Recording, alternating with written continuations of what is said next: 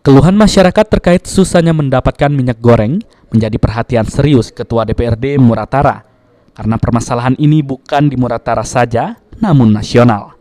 Menurut Ketua DPRD Muratara, jika memang sudah mendesak dan perlu dilakukan operasi pasar, maka pihaknya meminta baik pemerintah Pemkab dan Komisi 2 DPRD Muratara yang membidangi untuk melakukan inspeksi mendadak atau sidak ke lapangan untuk mengatasi harga yang mahal dan mengantisipasi adanya agen-agen melakukan penimbunan atau penumpukan minyak goreng. Bukan artinya di Muratara ya. Ini sudah nasional kan.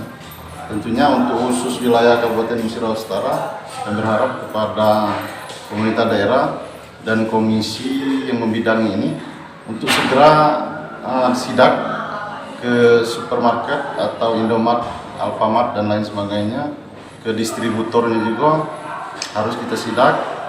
Kita cari permasalahannya apa, akar dari permasalahannya apa, sehingga artinya kelangkaan minyak goreng ini. Ketua DPRD Muratara menghimbau kepada seluruh pedagang dan agen khususnya minyak goreng agar jangan melakukan penimbunan minyak goreng, apalagi saat ini sedang susah dicari. Adi Arianza, PAL TV.